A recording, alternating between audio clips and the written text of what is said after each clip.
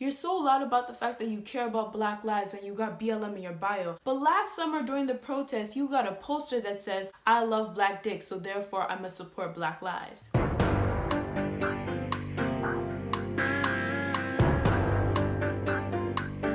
Something's not making sense.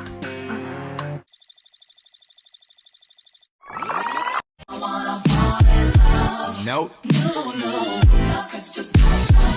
That's right. What's up, y'all? What's good? What's sizzling? It's your fave frustrated creative Sholay signing in for another video. Welcome back. How y'all doing? Oh my goodness, y'all. We're almost at 1,000 subscribers. What? No, you guys don't understand. We've been praying for this. We've been fasting for this. And it's finally coming to pass. Thank you, Jesus. Thank you, God. Oh my goodness. Thank you guys so much for your support. Like, y'all are even going to my other videos and commenting and interacting with me, helping the algorithm with my like, say a word. Thank you guys so much. Honestly, God bless each and every one of y'all. Thank you. If you're new to my channel, hi, hello, hola, my name is Sholay, and this is my creative entertainment channel where I post social, cultural, and movie commentary. Now let's jump into this video.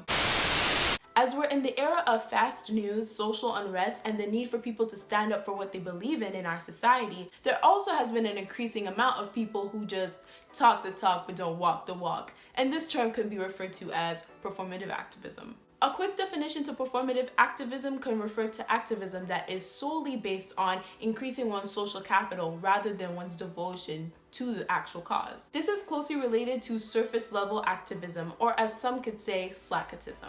This conversation is not new at all. However, because of certain current events and performances, I decided to open these kind of worms. Now, in the past, we've seen several examples of performative activism ever since Black Lives Matter became mainstream, from organizations giving a performance of their life, from statements being put out and asking for more Black creatives to sign up for their initiatives and be part of their team, to quote and unquote social media influencers and celebrities going ahead to engage in a story chain to bring awareness or stop racism and making these poor videos on racism and how they felt about it. Child, to people like you and me posting black squares on Instagram to show our solidarity and bring awareness when there wasn't a single piece of resource or link attached to the square, and the same amount of people could not even sign a petition to help George Floyd's case. Something's not making sense. I remember seeing it in June where someone was going ahead to talk about the fact that they were going to use this specific day to bring some kind of awareness or to talk about a certain topic or issue, but then someone went ahead to hijack the day and basically name it something else. And I was like, doesn't that sound a little familiar? Where there will be something big going on and then all of a sudden something overshadows it and then we completely forget what that other situation was. I couldn't find the exact words to encompass how I felt about all of this, so I thought this TikTok could do the trick. Oh, so Black Lives Matter now, because it's appropriate for you to partake in a conversation where the hashtag is trending. Because posting a black square on your Instagram page and hashtagging it #BlackoutTuesday is convenient now. Because you can set your phone down for 15 seconds so you can sit in a TikTok chain that says TikTokers for Black Lives Matter. And then you set that phone down and continue about your day because that's enough activism. Performative activism does nothing. Posting to social media is a declaration to do something, so do it. Post petitions, donate, raise money for bail funds. Fighting so people won't wake up in the morning and wonder if they're going to come home alive at the end of the day is not your opportunity to clout chase. I welcome you standing in solidarity, as long as you back up the things that you're saying. But until that point, yas, honey, give us nothing, because we'll continue to call you out until you do. A perspective I really wanted to shine some light on was the fact that people who are actually directly affected by these causes and these issues that now go global can use it to their own advantage and kind of bring publicity to themselves. It may not look as though they're doing anything harmful, but if you really look into detail, it looks like performative activism, and we need to address it before more people go ahead and do the same thing. Now, I would like to distinguish two kinds of performative activism. One can be more inactive, where it could just be a repost or a black square. It's not really doing much, but at the same time, the other person has really nothing to gain. It's just there. Active performative activism could be more towards actually turning it into a gimmick or going ahead to make a performance out of it or going ahead to make a campaign about it, but you actually don't have any resources. You're actually not contributing to the community in any kind of way. You're just going ahead to bring more publicity to yourself. And with the active performative activism, I have a couple examples to back that one up. Now, our beloved Megan Thee Stallion, and I don't want anyone to bash any of the people that I'm going ahead to point out certain things that they're doing. I am just using it based on this video. Now, we all know the little incident she had with Tory Lanez and everything, and how much backlash she got from it, and how she was in the blogs for months, and she needed something to clear her name. And usually when it comes to artists, they go ahead and let their PR team do the cleanup for them. Or they go ahead and engage on this, you know, I'm trying to be better with society, I'm giving back, I'm helping causes and everything. And you could say she went down that route when she went ahead to take this protect black women trope with her song Savage. Stupid, what's happening?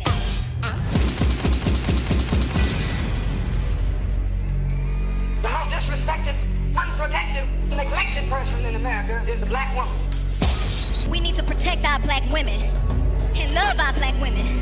Because at the end of the day, we need our black women. We need to protect our black men and stand up for our black men. Because at the end of the day, we tired of seeing hashtags of our black men. Now, I'm not saying she probably didn't do something behind the scenes, but the awareness she was giving wasn't enough, in my personal opinion. Having the whole Malcolm X soundtrack playing in the performance and it have nothing to do with the song itself, I don't really see the correlation, in my personal opinion. And on top of that, she went ahead to go and do this campaign, but where were the resources? What does it mean to be a woman of color? They're usually angry about something. She's gotta be strong because that's just the expectation. Being constantly told she's too much or not enough. The most disrespected person is the black woman. Constantly having to prove she's a victim because society sides with a man. Not being able to express her traumas because she can't show no weakness. Being murdered, beaten, abused, then question if she evoked all of it.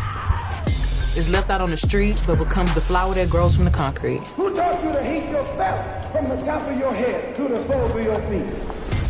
She marches for everyone else, riots for everyone else, dies for everyone else. She loves everyone else, lives for everyone else. But when it comes down to her, it ain't a mother in sight. The system as a whole has failed her. You've never been shot. You don't know her pain. Say her name. 18 women of color. Murder.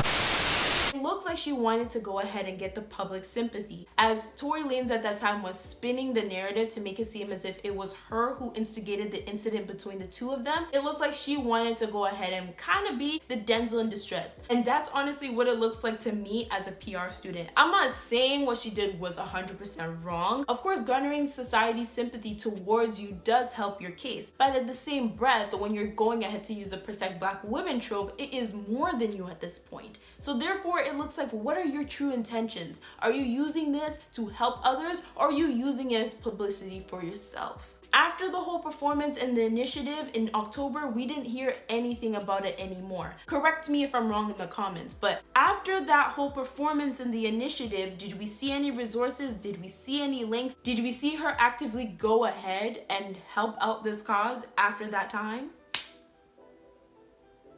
Yeah. I didn't think so. And most recently, Lil Baby at his Grammy performance.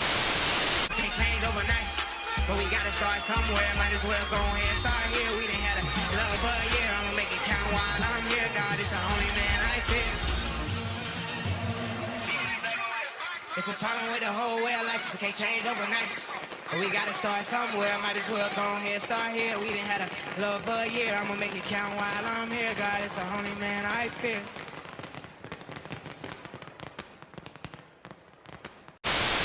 And as revolutionary as everyone made it seem, in my personal opinion, this is a clear example of performative activism. Because what awareness were you trying to bring with that? I totally respect the fact that you went ahead to bring prominent black figures who were actually activists and who actually use their voice in our communities and gave them a platform on the grand stage. But what was that performance meant to do? What were we engaging in? You know what I mean? You haven't made a song anything close to what that song was that you performed Grammy night. So therefore, attaching the identity to you is quite difficult. And on top of that, you made the song at the brink of Black Lives Matter basically going global. Mind you, he released a song June 12th. And we all know what was going around that time. It gave me half-cooked cake, as in it looked nice, it looked pretty, but you cut into it, it's still doughy. It's still runny. It wasn't well thought out. And with these examples that I've shown, it's as if you're going ahead to give the Black community a box. But then you open the box and it's full of confetti. It's full of wrapping paper. It was nothing but fluff. And that's what we see nowadays. We see people who are going ahead to pretend to be these so-called activists just to get more money and support from the community. When you are a person who stands up for the people and you always talk on things, it's inevitable that you're going to be a prominent figure in our eyes, and we're always going to hold you in high regard. For instance, like Kendrick Lamar and J. Cole. Because they've always lent their voice and talk about social issues that we as Black people go through, they will always be legends in our eyes. They will always be high up there. However, when we see other people going ahead to do the same thing, we all of a sudden praise them. But where are the results? Where are the resources? Where's the money going to? I know some questions are going to begin to arise, like how can you go ahead and judge their performance even though they're going ahead to bring awareness to a lot of these causes?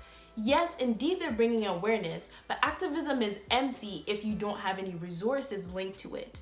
What is the point screaming high and low, up on the rooftops, going ahead to protest in the streets if we don't have any way for people to contribute and help, if we don't have any resources for people to contribute and help out to the cause? It doesn't make any sense. Then all the protesting we're doing is in vain because we don't have a gateway for people to take all that attention, all that awareness into something that's actually going to bring actual change. And I don't want to hear anybody saying, well, they don't need to go ahead and post what they're doing for the cause behind the scenes. We don't need to see all of that. If you're going ahead to showcase how you're going to foreign countries, join the panoramic, and how all your scandals is plastered all over the place, and you're making statements about it, you have enough time to go ahead and show people that, hey, I'm actively about that life. I understand we don't need to show everybody the nuts and bolts going on in our lives, but in the same breath, if you've always been a vocal person about other stuff that are going on in your life, like talking about the things that trouble you in your life on social media, then you should be able to provide resources for your fans. You should be able to provide petitions so people can sign. That make any sense? We should not be banking on celebrities and people in the public eye in order to advocate for things that affect us as a society. Yes, they can go ahead and do their own activism, but we shouldn't go ahead and depend on them. As many of us do live in North America, we have the luxury to use our voices and we have the freedom to go ahead and express ourselves through protests. We should be able to go ahead and spread around these petitions and spread around these resources and make GoFundMe accounts for families who are really troubled at this time. We shouldn't be waiting for people who probably have other things to do and it's not their main focus because they've already made it, to go ahead and advocate for the things that we need to advocate for ourselves. And I do have to say that it does differ from around the world. When it comes to my home country, Nigeria, we hold celebrities to a higher standard than over here in America. Because at times when you have money back home, you actually have real influence. And a lot of them do have connections to these so-called politicians and governors. They have the chance to change their hands. The governor's children have their chance to change their hands. But you see, the issue is the governors and politicians and all the people in the higher places are still as old as my great-grandmother and great-grandfather, and they die in those positions. And you know what happens after they die? They go ahead and bring some other person who's going to kiss up to the bigger guys and give them a whole bunch of money so they don't speak out.